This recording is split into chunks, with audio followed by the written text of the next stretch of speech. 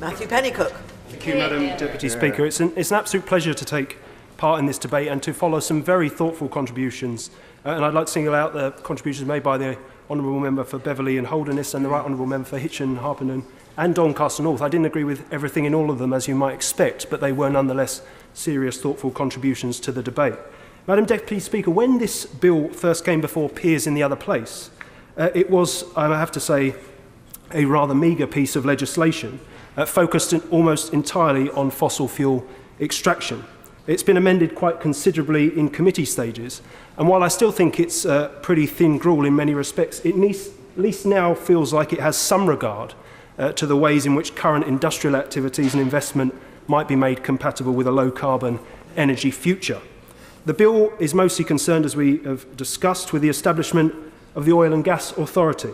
How that arrangement adapts to a world of plunging revenues from offshore oil and gas remains to be seen, but with notable exceptions, there is broad consensus in the House with regard to the necessity to implement the findings of the Wood Review, and a robust case in terms of economics and energy security for using the resources of the North Sea continental shelf to reduce our dependence on foreign imports during the transition to a decarbonised energy system.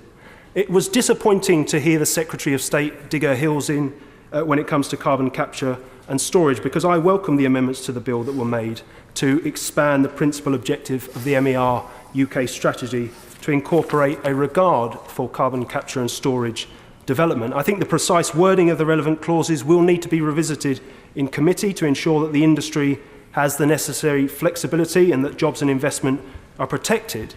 But I think CCS presents a real opportunity for the North Sea oil and gas industry to utilise the technical expertise and skills there in a way that will give that industry a sustainable future in decades to come. But that end opportunity will not be realised unless we get some clarity about the government's ambitions for CCS and a strategy to achieve those ambitions. And at the moment, all we have is muddle.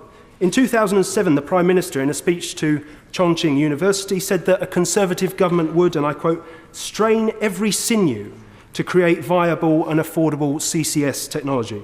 Yet 8 years on, we have a Conservative Chancellor recklessly cutting the funding allocated to help bring forward commercial-scale CCS, just weeks before many companies were expected to submit their bids. And the abrupt funding to support for CCS is not an aberration, but is indicative of this government's cavalier approach to the energy sector as a whole, an approach that I feel was evident in the most controversial aspect of the bill that originally came before Noble Lords in the other place, the decision to close the renewables obligation a year earlier than had been originally legislated for in the Energy Act of 2013. Now, I agree with the points that many honourable members have made about the need for local consent when it comes to onshore wind. But Noble Lords removed Clause 66 through an opposition amendment at report stage, and I think they were right to do so, because the early closure of the RO was yet another example of policy making on the hoof from this government. The stated objective of the measure was to save customers money, but as we've heard, in the government's own central scenario, that is as little as 30p in many cases. And we know that the cost savings are unlikely to materialise because we are not on course to meet our EU renewables target. So given the notable lack of progress in decarbonising heat and transport, or any meaningful cross-departmental working to ensure we make up the lost ground in those areas, we will be forced to go further under the current targets on renewable electricity as a result. And in those circumstances, it is entirely counterproductive to make life more difficult for the cheapest form of renewable energy available. And it strikes me that the decision has much more to do with the politics of appeasing Conservative backbenchers and the government's interpretation of the levy control framework as a fixed budget envelope when it was never intended to operate as one. And I think the decision signalled very clearly that the government has abandoned their previous commitment to a technology-neutral approach to energy policy at a time when the overriding priority, as honourable members have said, must be decarbonising at the lowest possible cost. Yeah. Now, despite the nebulous wording of the government's manifesto commitment in this area, the government clearly feels they have a mandate to reinsert Clause 66 or a version of it at committee stage. And if they do so, as has been stated by the Minister, I would urge them to look again at the impact of the RO closure on projects that do have local consent, projects to which people have invested in good faith, and on smaller generators, and work to ensure that truly equitable grace periods are incorporated into the legislation as we go forward. Madam Deputy Speaker, the way... Absolutely, happy to. The honourable gentleman, he said the saving would be very small. The number of turbines affected is also extraordinarily small, is it not? So we should keep this in perspective. It may be small, but I hope he would agree with me that the people and the investors who have invested in good faith in those projects that have local consent should be allowed to go forward. They shouldn't be penalised by the early closure of something that had a very fixed end point in legislation in 2017. The way the government has handled the whole matter of the RO has been hugely damaging and has undermined the industry's trust in the government's word. In January of last year, the industry were told that their investments were safe and that no changes to the rules were proposed. But then 6 months later, with what I would argue is no clear signal in their manifesto, this government have attempted to do just that. That is no... Happy to give way.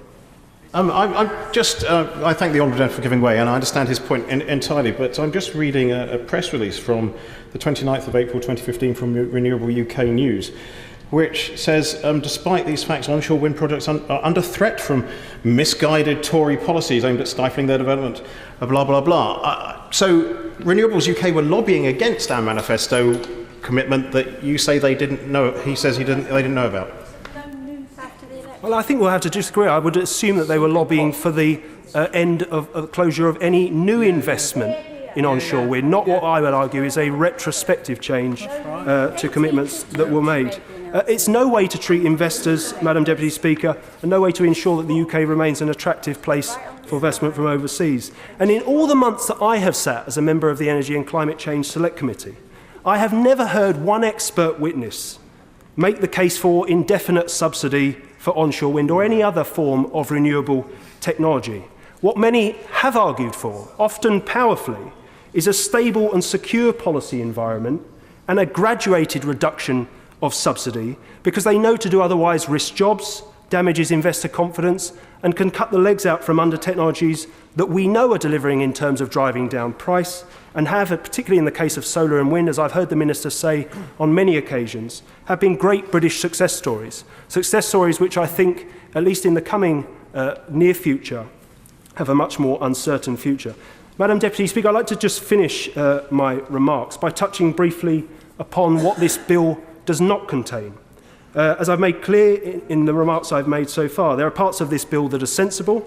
There are parts of the bill that first came before peers in the other place that I think were removed with good reason and should not be reinserted without considered thought or appropriate safeguards.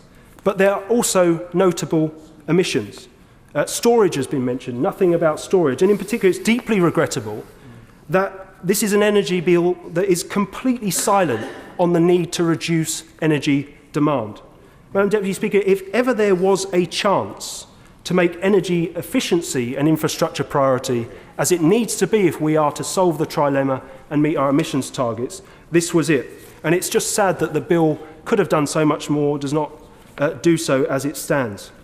Given the energy challenge that faces our country and the ambition that is required to realise the full promise of the historic climate agreement reached in Paris, there is a great deal of room for improvement in this bill.